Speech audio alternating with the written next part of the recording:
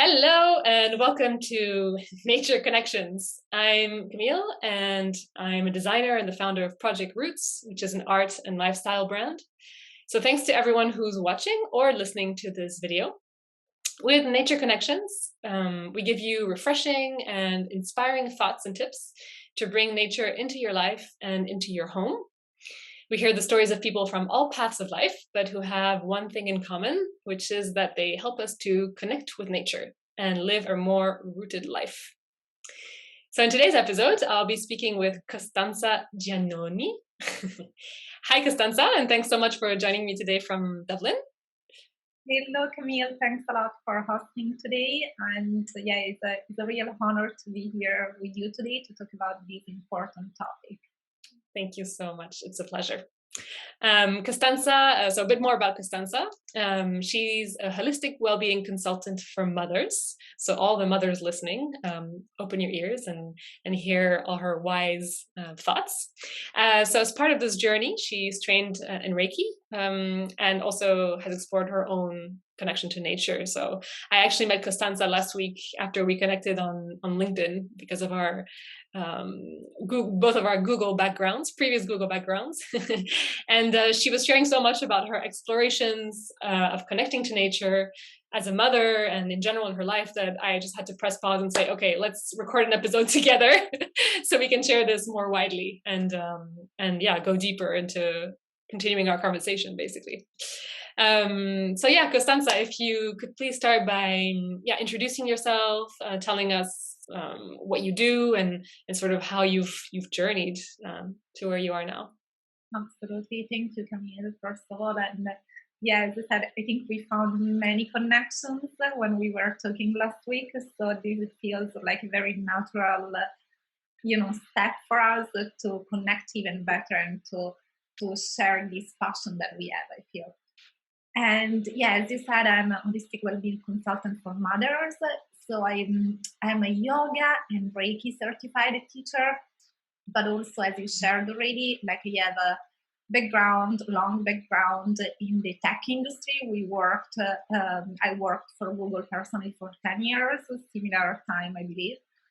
And how I arrived to who I am today.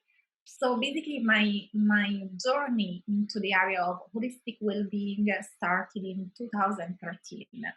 At that time, I'm originally from Italy. I didn't share that, but you can clearly tell from my accent.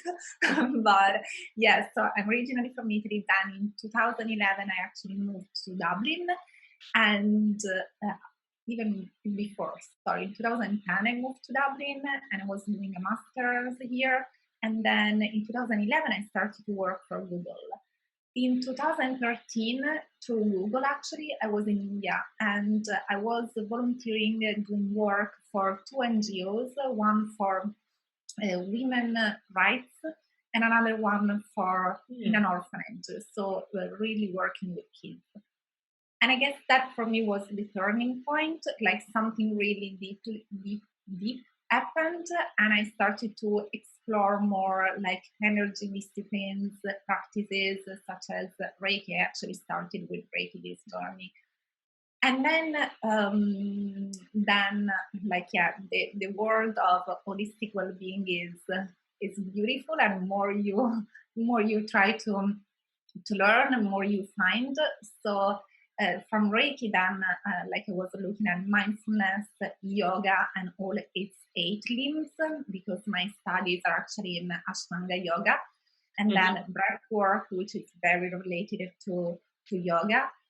Ayurveda is another aspect that I really looked at, and then also, of course, the cycles of nature. So I was using all these parts, of course, throughout the journey. I was adding pieces to it, but I was using all these disciplines and practices for myself first when I was in work, I guess, also to cope with stress, anxiety, and emotions like that you might have for the work and so on. And then I also started to share more with my colleagues, with peers, and to bring also all this word in the working environment. And then actually last year in 2021, when I became a mother myself, something again, like I feel something really deep happened to me, and I will talk more about this, what it is, this thing that happened. And I decided to start my own consultancy service for mothers, Mhm. holistic working for mothers, and the name is Mother I Feel You. So, how I support mothers, of Mhm. course, using all these holistic well-being practices that I shared. But I think it's important to understand that, like, why there is this very important phase that as mothers we go through. So in the 70s, actually, there is an anthropologist, Dana Raphael is her name, that created the word matrescence, Mhm. and that is actually the is an actual is a real passage, a transition that all the women go through from a physical perspective, from an emotional, hormonal, and even like in society, Mhm. social perspective. So it's a real transition that we go through when we become mothers. Is a transition into a real new identity. So, Mhm. like our priorities are completely different. Everything is changing, and I guess is what I found is very important is to honor this transition. I Mhm. believe if we don't honor this transition and we try to understand what is that change for us, for everyone, of course, is different, but it is a big changes in priorities and how can we I guess sometimes we try to connect with our old versions of ourselves without pausing and again honoring this passage. And if Mhm. we don't do it, I don't know what is happening later in life, Mm. right? So for me, for instance, was the decision in the end to completely change what I do in my life, to dedicate myself more to these holistic practices and support other mothers. Mhm. For others, might be maybe simply changing the priorities that they have between work. Sometimes we actually can't, but also to bring something new in life. For everyone is different. Mhm. The most important thing I believe is we all have answers within ourselves. It's no one telling us what to do. And is the question is how do we find those answers? So Mhm. those connections within ourselves are the thing that I try to support and help mothers to Mhm. find. Wonderful. So Mm. exactly there are different going to the piece that we share, there are different elements, right? Like through Mhm. yoga, Reiki, and all the practices. Nature for me, and specifically the cycles of nature, have played a huge role, really, really important, Mhm. and especially from a women perspective. And when I say so, like I guess my connection even if I look at like the mentors and teachers that I have, of course, they influence me on that. But I guess I started to look at the cycles of nature, sorry. So like all the cycles of nature and how they are deeply connected with the period of a woman started with, and then also the cycles of life of a woman. So just to really go a bit deeper into it is Yeah. if we start, for instance, exactly with the seasons, and we look at the four main seasons, so autumn, winter, spring, and summer. Mhm. These are actually very connected with the cycle of the moon. And the moon is a real feminine energy. It's actually that when you look at the dualities, the sun is the masculine energy and the Okay. moon is the feminine energy, right? So, and then there is like another big chapter that we could open. I stop here because I could go too much into it. But yeah, when I talk about the moon, so autumn is deeply connected, for instance, with the waning phase of the moon. Mhm. Winter is the dark moon. Summer is the waxing moon, and then there is spring is the waxing moon, and then there is the summer, which is the full moon. Mhm. And how those energies from nature, and of course the moon is nature, but we are also nature. So it's important to understand how they influence us, and so and we can look at it from our own period. So nowadays, of course, it's not for everyone the same because we have artificial lights, the world, the society where we live is we are Hmm. not really in contact with nature. But it's actually like also a very interesting exercise to do for women to try to connect with nature more and understand how our own period is changing. So, Mm. for instance, we have listed all these different phases, and I think it's important to know that when we are deeply connected with nature, our period is also connected with it. So, for instance, the luteal phase is strongly connected to the to autumn and the waning moon. Then we have the actual Mm. bleeding time, the menstruation, that is winter time, and the dark moon. So if we look on a month Mhm. basis, like our bleeding time is actually very strongly influenced by the dark moon. Mhm. Then we have the follicular phase, which is connected to spring and the waxing moon. And then we have in summer the ovulation, which is the peak of our energy when you think about it, and it's connected again with summer and the full moon, again, Mm. where is the Mhm. peak of energy for all human beings, right? Fascinating. And then it's very interesting again to look how they are connected with the cycle of life of a woman because both autumn and winter they are actually represented by the crone, which is the wiser woman, Mhm. and is like I don't know if you know the three different type of women. They are the maiden, mother, and crone. Okay. So the winter phase, autumn and winter phase is the maiden. Then we have the springtime, which is the maiden. So it's the woman before Mhm. becoming mother, Yeah. basically. And then we have summer is the mother energy. Mhm. So I guess all of these again is helping us connect into ourselves Mhm. even more, but it's helping us to also then when we give out, when we bring to life better. Because so the Mm. first piece, everything related to autumn is really in terms of meaning, is about letting go. So what do we let go? What like even like the crown, that level of that stage of life is it's really also making peace with ourselves because we are going towards the end of our life, right? Mhm. So, and in each stage of life, what do we let go? Even in every, like again, if we look at the small, the micro is in every month. What do we want to let go for our work? What are the things that we need to reorganize, reschedule if we Mhm. are driving our own projects, right? So it's and then is again on a monthly basis, on an annual basis, very interesting. And then there is the winter phase, which is all about planting new seeds. Is Mm. we are dormant, if you want, in a way, but we are Absolutely. really setting the seeds for the full year. We're like Or little seeds in the dark soil.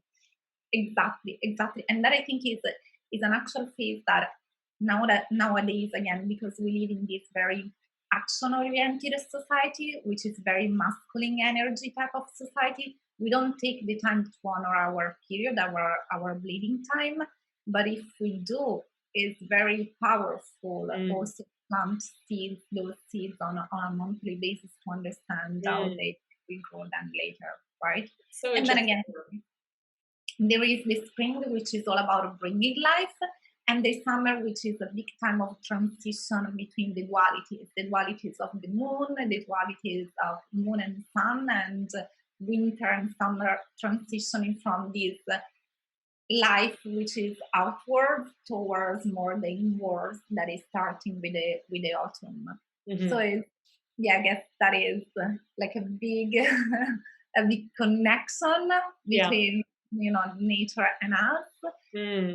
but that we can honor on a daily basis. I guess for me it's the most important part is exactly how do we do it on a daily basis, how do we Mm. reconnect with ourselves on a daily basis to Mhm. really tap into our intuition, Mhm. which is the intuition that is telling us how to live, how to become Mm. mothers, how to mother our children, Mm. and so on. So Fascinating. sorry if I talk too No, much. it's fascinating. Thank you so much for the course and the sneak peek into what you do and what you provide to mothers, what kind of support. It's actually, I remember reading or somewhere about how in very long time ago, like women were always getting their period together at the same time, precisely in the same cycle as the moon, and that somehow would allow the men to protect them in this weak time, so that they couldn't be praised to predators and things. But it was just so interesting that all the women were aligned with the moon.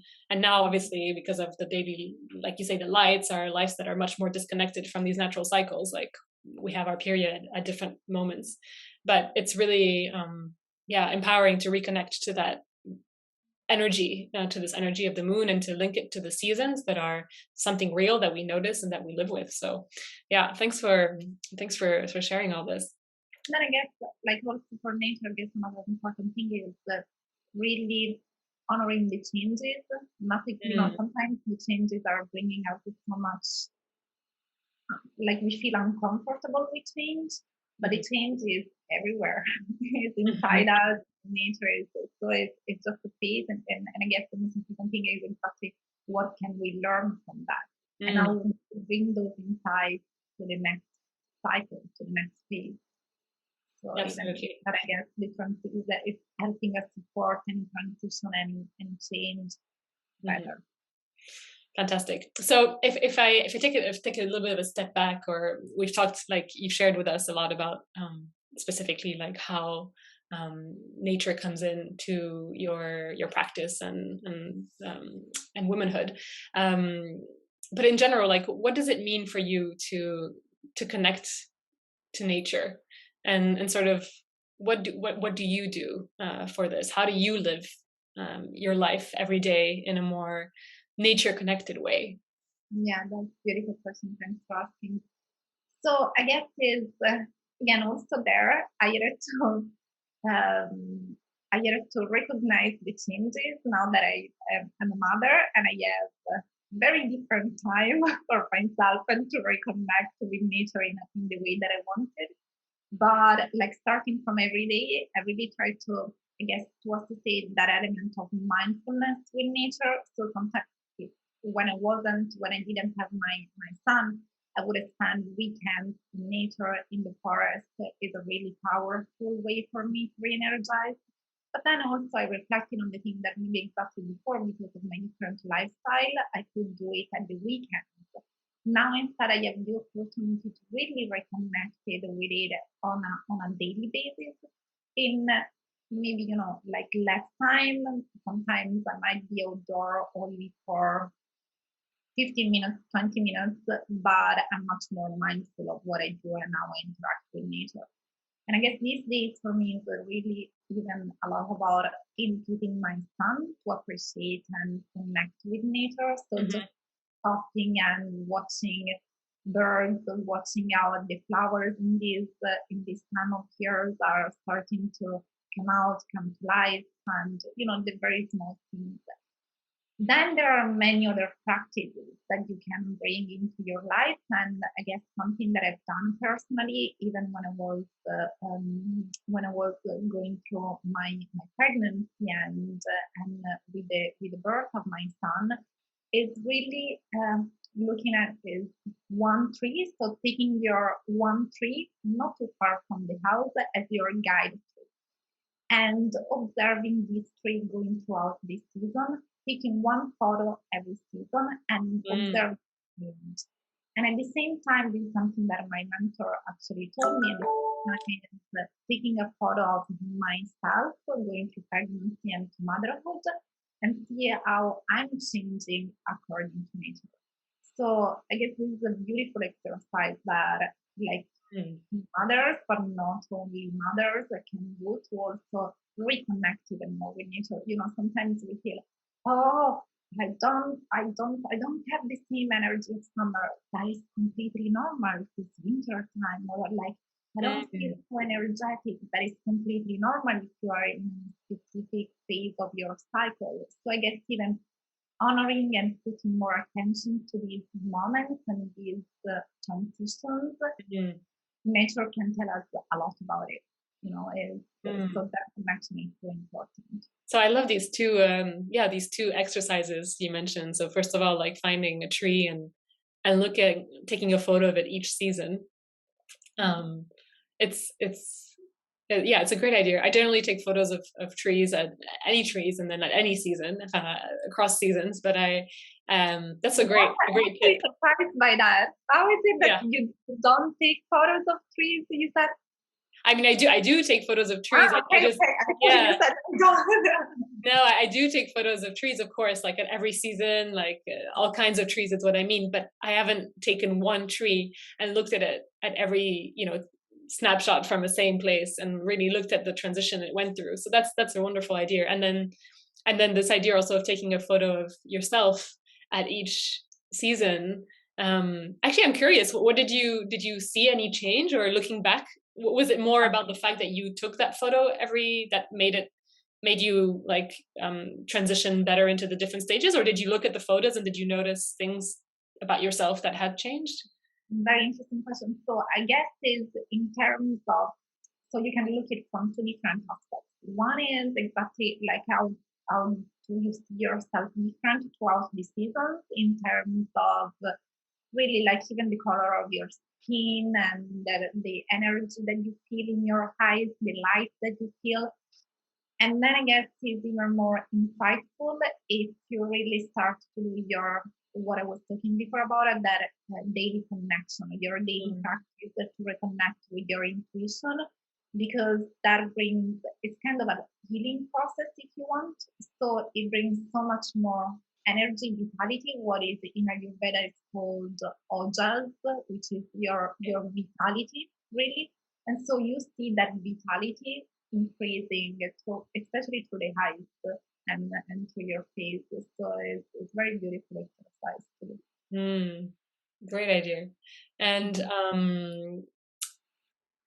actually, can I ask, like, when did you, because you talked to us about your trip to India and like how that kind of awoke a lot of things for you, and new horizons and this connection to the energetic explorations.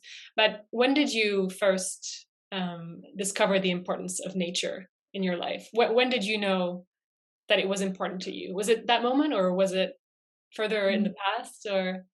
good question. But I guess like India for me was very important in terms of the practices that like my studying, if you want even more of like energy practices, yoga and philosophy and all the rest.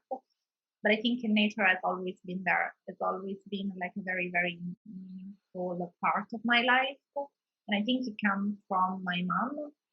So as I said, I'm originally from Italy. I'm from Rome originally, and I grew up in Rome. But then we also had a house in the countryside. My mom is from this small village, not too far from Rome. It's 1 hour and a half from there. Mhm. It's a very, very small village, but it is very powerful in terms of energy. It's on a lake, a volcanic lake, and there Mm. is even the contrast between, fire and water, which is beautiful and powerful. And there are these beautiful, huge oaks around the lake. And yeah, it's there. I grew up there. Like I was there so often every weekend almost. And then I was spending there 3 months during the summer. And it's the place where I always felt at home. Mm. And even now, for me, it's the place where I go and I feel so rooted. I was actually reflecting on that last summer when we spent there for 1.5 months with my son as well. And in a way, it's a place where I kind of don't even need my practices to deep to connect deeper with my intuition, Mm. because I feel that I'm connected all the time. There are kind of no distractions. You live outside, especially during the summer, the majority of the time, and there is this beautiful nature, real mother nature, that is there supporting and nurturing you, and you have that connection all the time. So it's a very magical, powerful place for me. Mhm. And it's actually the place, if you want to know a bit more about other things that I can do to bring nature to our Mhm. family and my son, it's actually in that place that we planted a tree for my son. Uh, few months after he was born, but anyway, not exactly the day that he was born. That would But be a lot to do on the exact same day. exactly. It's like, you And keep the they, baby, I'll go plant the tree. like sort of sometimes we have these ideas, oh, it needs to be exactly on the month that the baby's born. It didn't happen for us. We couldn't do it, but it was Very early amazing. on. But it's still for exactly for him coming to this world, coming to with us, and he has history on the garden in the like the house of my parents, which I believe is a big important thing for us, for him to feel deeply rooted and in this place, because again for me it's always been a very rooting place. Can you say rooting place? I don't know, but a place where I Yeah, feel let's create some new words around this. Yeah, so, yeah. that's extremely powerful. And I obviously on this we connect a lot, because this idea of, I love how it's so beautiful how you're trying to create roots for your son, who's obviously half Italian, half Irish, right? Yes, And yes, my partner is Irish. Yeah. growing up in Ireland, but also in Italy during the summers, and creating that sense of rootedness. It's another word that I'm not sure exists, but by planting a tree, and at the same time as the birth of your son, and seeing them both grow together, I think it's just such a powerful and raw and real way to connect to nature directly, and to live that metaphor of the roots. So yeah, that's fascinating. You also told me last time that that you, as part of your practice, and to keep getting better at what you do, and keep being bringing the best to the mothers you work with, of course, that you continuously learn and try to find new ways to learn, and new paths to explore to enrich your practice. Can you tell us, is there something specific that you're exploring at the moment, or that you're Yes, at the moment I'm actually, it's all about this feminine energy for me, which, as I told you, is really connected with the moon, the cycle of the moon. But not only there is this, and also I believe like one important thing to point out is that exactly I'm learning more about the feminine energy, and the feminine energy is an energy that is sometimes, not always, predominant in mothers, but it's not really associated to our gender. So feminine energy is part of also like male Mhm. energy. So I guess is the big difference, at least from how I see it now in the journey that I'm on, is that masculine energy is all about action. It's all about getting out there. Is action, and the feminine energy is a lot about being. So in order to Being. being, just we need to find the stillness in ourselves, to stop and be, but exactly to connect with that is very powerful, because it helps us to connect with our intuition, which is then again, like in terms exactly of practices, there are many different practices that we can do for that. There is meditation, there is breath work, but I guess everything goes back to that. It goes back to bringing the connection with our feminine energy. Is an energy of creativity, giving life, loving kindness, and especially in this period of our life in the society that we are, I think it's a very important energy that we all need to connect a bit more with, Mm. to to to bring more peace to ourselves. That is helping us to bring more peace to our family, than our communities, and potentially to the whole world. Right. So if we all started with ourselves, I think is powerful. But so Mhm. yeah, I'm actually this weekend I'm facilitating a workshop for mothers. Part of my work is I see clients on a one-to-one basis Mhm. on the different and get like I support mothers on different stages of their mothering journey. Sometimes I start from pregnancy and likely enough, I would say, because like from many things that I understood after my pregnancy, I wish I had that support even before, right, during the pregnancy. So it's never too early to start that transition and connect with that change. But yeah, I support mothers through pregnancy, the fourth trimester, which is after birth, and then even beyond that. But then on a one-to-one, but I also I'm starting now, and tomorrow is the first session with these circles for mothers, online gatherings, mothers moments. And the first topic that we are discovering is the feminine energy. So Okay. tomorrow will be a lot about that. Excellent. You're so right that we've been, or maybe our world has been very male energy dominated, in the sense from the energy perspective of like the action and being Mhm. in this action system and cycles. And in the last couple of years have been a turn towards finding stillness and calm in being at home and in being maybe unemployed, or um being more connected to our emotions as well. So yeah, I can definitely feel that also in myself, actually. So really interesting. And also you, Actually, if you want to know a bit more yeah, about that, there is a beautiful book which I would really recommend. okay. Miranda Gray, Red Moon is called, and is all about even exactly the cycle of the moon, but also how the moon, how the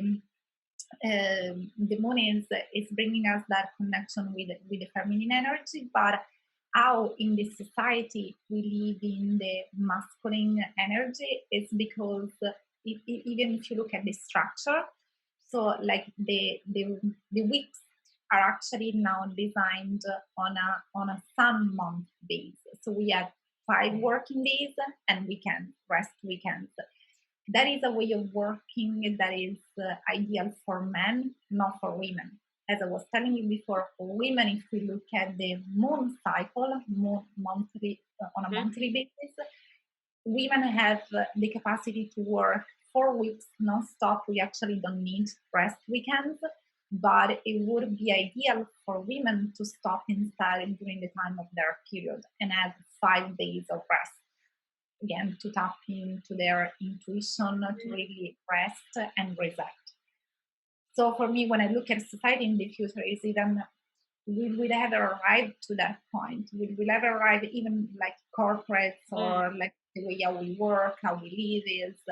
Are we gonna stay focused only on kind of energy, masculine energy, so very action oriented, or can we bring more of this feminine energy? And if we do, how that will change our lives? So it's very Fascinating. powerful for me, very Yeah, especially bringing. coming but bringing it back to the daily life and the calendar that you were mentioning, like the fact that we have 5-day weeks and then the weekends. It's so funny because my I guess it was my intuition, but when I started my own, when I left Google and I started my own company and focused on my artwork, and especially last winter, I remember telling my partner, like, I think we should hibernate during winter. I think that it should be a time when we actually like slow down and maybe work, like stop work at 3, or when it gets dark, and at 3 p.m. that's it, work is over. And it was like really a feeling that like I just can't do this. It's dark. It's And so yeah, and I'm wondering, maybe I should try, since I'm my own boss. Why not try Yeah, doing 4 weeks in yeah, a row, and then 5 days stopping? And that's a fantastic, that's experiment. again definitely what I would say. Listen more to your intuition and Mm, exactly find a way to tap into that because it's powerful. Again, for everyone, that is different, but there are these elements that are very, very powerful to incorporate. And as you said, if we have the flexibility, bringing these small changes, sometimes we just do mm, things because we believe that is the way of doing, that is the way of working, that is the way of mm, going kids, or that is the way of eating, right? But there are, when we start to become more conscious and more connected, there are so many ways that we can change our everyday lives in a way that is more meaningful for us and more connected to nature. mhm. And what type of changes that could be, I think we need to do it to understand, right? Mm. Interesting. Okay, great. Maybe that's why I like to wake up late and start work at 11, it's just not in my nature. It's just not the right energy. No, I think yeah, I'm gonna power. find excuses, but yeah. But actually, coming back to this idea of the cycles again, and what you were saying at the beginning of our discussion. Last time you started talking to me about the Celtic calendar, or how to the Celtic calendar. Can you tell us a Yeah, bit more about that as well? Because it's something I've only discovered this year about Imbolc, and suddenly realizing there's actually like an intermediary season um, that's been traditionally in maybe you can tell us a bit more about this, but yeah, that actually marks certain cycles in nature. Yeah, can you tell us a bit more about that? I think you've been exploring that. absolutely. So don't make me pronounce all the names in in the Gaelic in Celtic because I always think, oh, I don't know if my pronunciation is right. But anyway, even before what I was telling you about the seasons is we actually look at 4 seasons, and that is from interesting enough is from also like more a masculine energy. So it's the end, it's kind of end of the season. It's the cycle of the sun that we look at when we look at the season. If we bring in the transitions that were introduced by the Celtic wheel, we also have the start of each season. So we look at you can look at the start, and like autumn, the autumn equinox is actually the end of that period, right? Mm, And then after for instance, after the equinox, the autumn equinox, there is the start of the winter, which is Imbolc. If I, no, yeah. Imbolc, sorry, Imbolc is in February. So let's look at February. So February is Imbolc is the 1st of February. Is all about a sun Bridget. I know that you are also familiar with that. And even if it's the 1st of February, that is the start of spring. And then you have with spring, the 21st of March is actually the end. So you can look at the cycle in a better way, and you can connect with the cycle in a better way, because you can start the transition since the beginning of the transition. Exactly, if you just think about the spring, you wonder, okay, when is actually spring coming? If we look at nature, we understand, right? But even before, there is that introduction to each season that is actually starting with Mm, when the yeah. Celtic wheel and the Celtic calendar are bringing those starting points. And I guess honoring that both really makes you even more connect with each season, the full season. And if you do exactly rituals, or if Mm. you start introducing anything like that in your life, you know when to do it. What is the time to start becoming more conscious and aware of start and end? Mhm.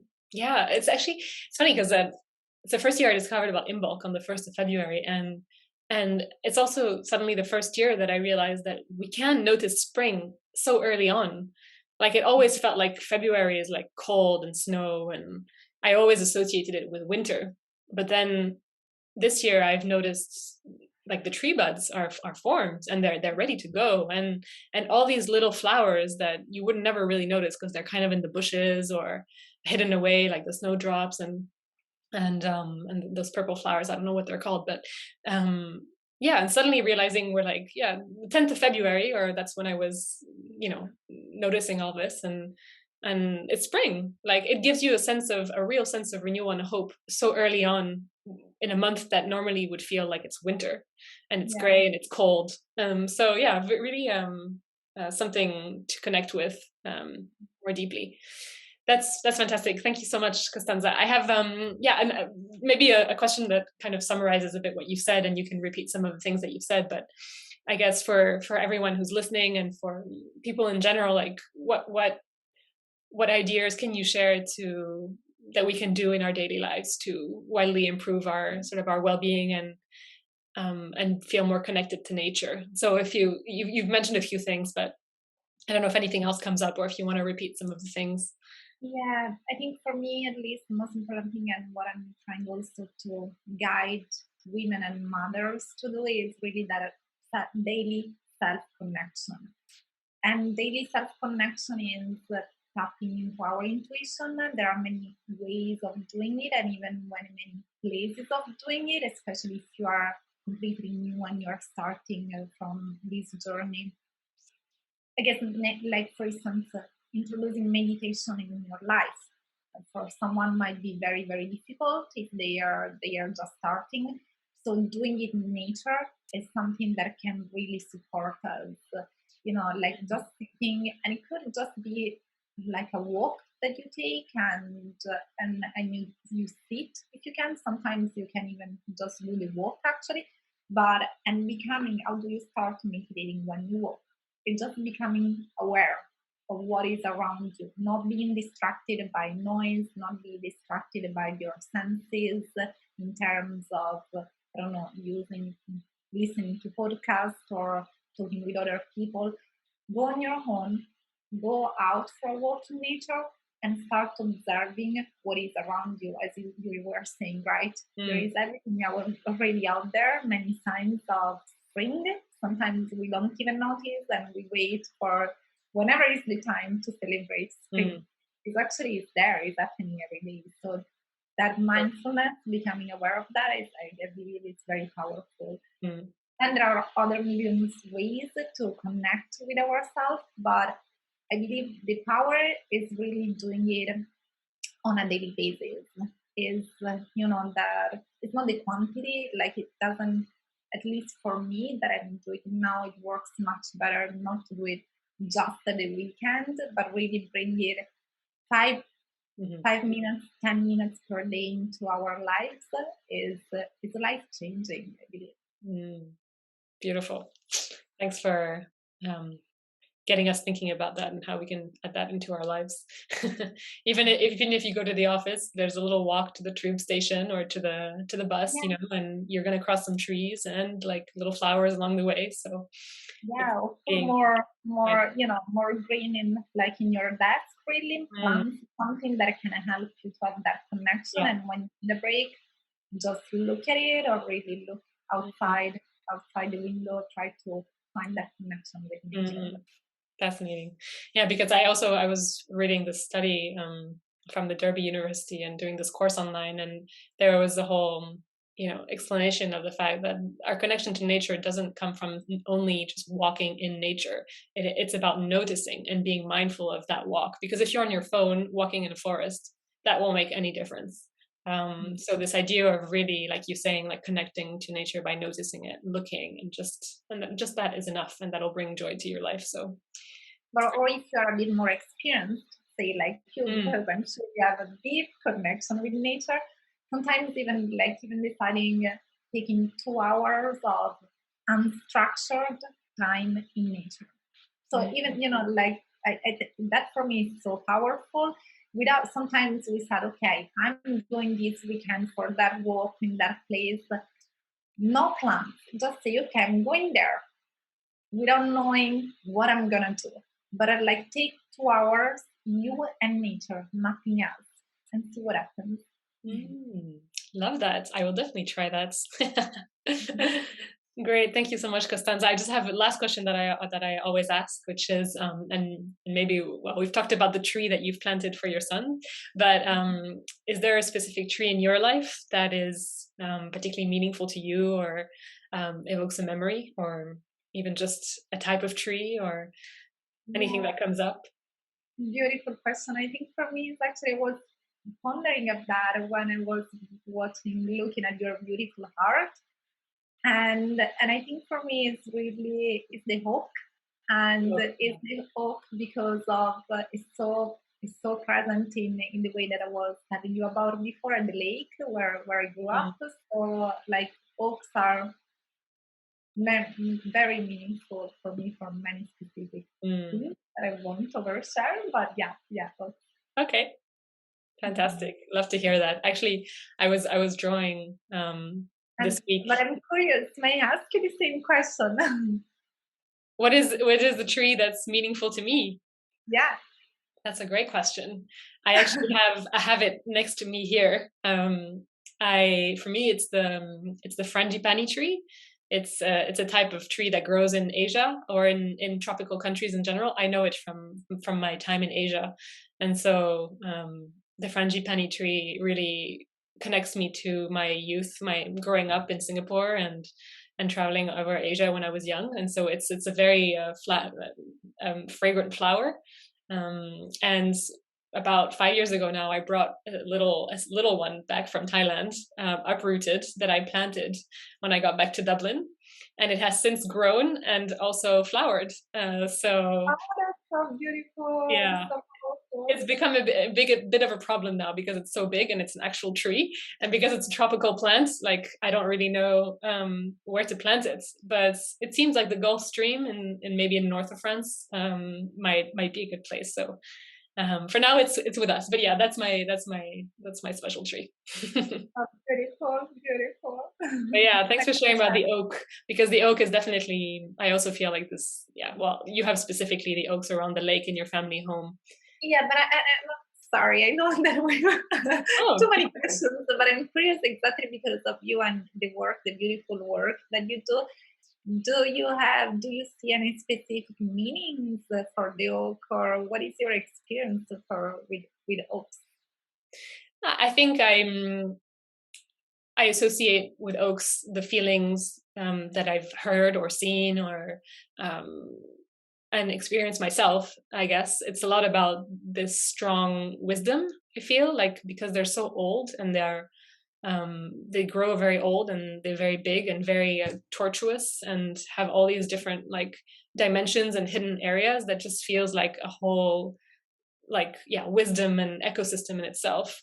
But also this feeling of real calm and strength, like just very very solid and very very, yeah, yeah, just this feeling of security that I get from oak trees. And interestingly, like a lot of discussions in nature connections have been around oak trees. The previous artist I spoke to, Henrietta, she works with leftover oak wood from furniture making, and it is like wood that's used widely in furniture making as well. So we're very also in contact with it on a daily basis in our homes. Like my floor is oak wood, and so it's something that's very close to us as well.